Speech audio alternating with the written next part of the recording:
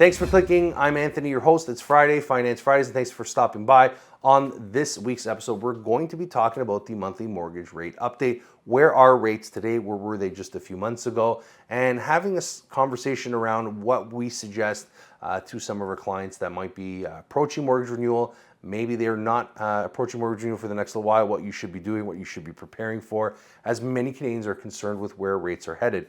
We all see the headlines. We all see that, there's a lot of conversation around higher interest rates, recessionary fears. Many Canadians are wondering what to do with their finances. And obviously, first and foremost, if you're in a situation where you're finding yourself struggling, you should have a budget in place. Lots of tools, lots of resources to get a budget in place. I know many of you maybe do, but you'd be surprised how many clients we talk to that do not have a budget. They don't know what's coming in and what's going out every single month. They just do it. And when you start to break things down, you might start to see that, hey, I didn't know we had this reoccurring item that was coming out every single month. What is that? Or why do we have that? So very, very important as we get into challenging times. A lot of conversations around what I call analysis paralysis, which means the more we think about things, the less we end up doing. And that could be good and bad. Good in the sense that with higher interest rates, a lot of Canadians are putting off a lot of these larger purchases. Maybe they need a new car, but they're just repairing it. Maybe they have to get new appliances, but they're just going to work with what they have. Maybe they were going to do a home renovation project. They're putting it to the side burner because the carrying cost on that line of credit or the mortgage would be way too much. So all these things are putting many Canadians exactly where the Bank of Canada wants us to be. And that is thinking about our spending, pulling back on consumer spending to help get inflation back down to 2%. And this is the major question. But as Canadians begin to spend less and do less, well, that impacts businesses, that impacts obviously a lot of different other components. And when we talk about a recession, we talk on unemployment. While the businesses start to see that their revenues are coming down and they're forking out a lot more money for wages, you might be on the chopping block. Now, obviously, if you have a government job, you have something that's very secure, then you might be better off in the sense that you know that your job is secure. But if you're in the private sector and you were maybe the last person to get hired at that company, how secure is your job? And this is what's going through a lot of Canadians' minds right now is, I don't know what would happen if I lost my job, so I better start preparing for the worst. They say, hope for the best, plan for the worst. Fixed rate mortgages right now are on the move. So let's look at the rate review for October 2023 for rates effective October 5th. Obviously, with these bond yields moving around, these rates could change instantly. And it's very important if you're online looking at these rates that you pay very close attention to what you're being offered, if it's subject to change, when that actual ad may have been published, because there's a lot of bait and switches happening right now. Just be very cautious. All we tell our clients to do is that sometimes when it's too good to be true, it often is. If everybody's at one particular rate and these guys are offering this, what is being taken away from that rate? What are you not getting? Prepayment privileges? Are you locked into that mortgage with a bona fide sales clause? Obviously, a lot of questions that you should be asking about that rate. Don't always chase the rate, chase the product, because if interest rates do end up coming back down and you're locked in at a much higher rate and you want to get out, and even if the penalty makes sense, the savings make sense, if you can't do it, you're losing money, you're leaving a lot of money on the table, and it costs you thousands. So want to quickly go over what insured, conventional, and insurable means just for maybe our viewers that are joining us for the first time. If you are, thanks for watching. Don't forget to subscribe, hit that notification bell, and if you're a returning viewer and you haven't subscribed to the channel, do us a favor, hit the subscribe button, hit that notification bell. So what I want to do now is go over insured mortgages very simply. It is buying a home with less than 20% down. It's insured because you have to pay a default insurance premium. Less money you put down, the higher the premium is, and the minimum in Canada is 5%. And that's a 25-year amortization max. You can go less, but 25 is the max, and the purchase price has to be sub $1 million. When you think about the insured and insurable products, well, there's switches and transfers that are in there, and these are basically very similar. The one major difference, or two major differences I should say, is that one, you have to be 20% or more down.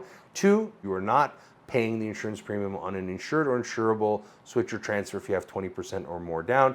The lender pays. And if you want to find out more as you're looking at some of these rates, you're saying, hey, what do these payments look like on my particular mortgage? What could happen in the future? Well, you can download our app in the description box below, and it gives you access to multiple tools and payment calculators that you can use to help make better financial choices when it comes to buying or refinancing or even renewing your mortgage. So moving over into conventional mortgages are basically as they sound. 30-year amortization, purchase price over $1 million. No insurance premium is added, but you have to consider you can refinance with this. If you don't have a line of credit, you want to move to a lender with a line of credit, you'd have to refinance. Maybe you're looking to pay out some debts, you need to refinance, and you can't do it with insured or insurable products. So you have to go conventional if you're looking to do that. So with that being said, let's dive right into these particular rates. 5-year insured mortgage as of October 5th, we were at 4.84% in June. Fast forward to October, we're now at 5.74%. And obviously that has been a big move. 5-year insured mortgages still relatively popular for some, not for all. Then we've introduced back into these lists is the 5-year insured variable rate mortgage. With that being said, prime was at 6.95% in June. It's now moved to 7.20%. So obviously we were at prime minus 1.15. Now we're hovering closer to the prime minus 90, 95, 1% mark. There are some lenders that might give that extra little bit, but there are some restrictions on it. But you're looking at 6.20% on the insured mortgage side. Then if you think about the 5-year conventional, you're at 5.19% in June. Obviously, those look like really good rates compared to where we are now, where we're at 6.54 for the same conventional mortgage. 5-year conventional variable rate mortgage was around 45 basis points off, was around 6.5% just a few months ago. Now we're sitting at around 6.8 with a discount of maybe 30 to 40 basis points off, and prime now being 7.20%. So remember that variable rate mortgage, very, very important conversation. 3-year insured mortgage, 5.24, now sitting at 6.24%.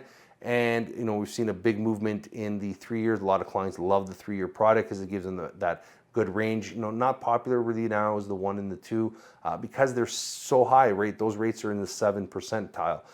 And then obviously the conventional 6.59. Then you have a 6-month insured product that is something that's a little bit newer. Some lenders are offering this, but it is for insured purchases only and only for 6 months. You are eligible for renewal in 6 months, but obviously it's very low in regards to the rate, 5.50. Is that product going to be popular as interest rates continue to rise? A lot of people fearful about what's to come. I don't know, but it is a product that we haven't really sold, but it is something that some viewers are and some clients are actually talking about. So, we always present the pros and the cons. If you take that rate 6 months from now, if it's higher, is it better taking that product or, looking at those payment costs? But we just want to present that data to you now. If you are in a situation where your actual mortgage is approaching renewal in the next, let's say, 6 months or 5 months, do not wait to lock in a rate. Reach out to your mortgage professional and get yourself a pre-approval with a rate hold that's good for 120 days. Because if rates go up and you have that piece of paper with that security, you know that, hey, I'm at least protected in the event that rates go up. And that could be a difference of thousands and thousands of dollars, as that's something that we were doing with our clients just a few months ago. We were reaching out saying, hey, let's get you a hold on your mortgage. We know it's coming up for renewal. And by the time their mortgage was coming up for maturity, that rate was literally 60, 70 basis points higher that they were being offered by their bank. So we were able to win that business because we were just being proactive. So if you're an individual who wants to be proactive, reach out to a mortgage professional, lock something in. If you're an individual that is not approaching mortgage renewal in the next, let's say, year or so, and you're like, I'm out of time, I have lots of time, I should say, to get this done. My suggestion is that if interest rates continue to rise, obviously, we hope for the best, but we should plan for the worst. If the rates do end up going up, you do want to have a budget. Download the app in the description box below. Start running the numbers at these current rates and see exactly where you are with your existing payment, where you are with your new payment, and how much that difference is and what you should be budgeting or preparing for to spend potentially in the future, and make sure that your finances are covered. The last thing you want to do is be left in a situation where you can't afford it and it's coming up for renewal and now you're frantically looking to make adjustments or make moves at the 11th hour. Not a good idea. Try to get ahead with it. Do not leave it to the last minute. And if you know someone and you're watching this video that is in that situation, or someone that is that type of person maybe that leaves things to the last minute, maybe you want to share this video with them and help them by letting them know what they should be doing moving forward. But we'll leave the video here, wishing everyone a wonderful Friday and an even better weekend ahead. We'll see you next week, and thanks again for stopping by.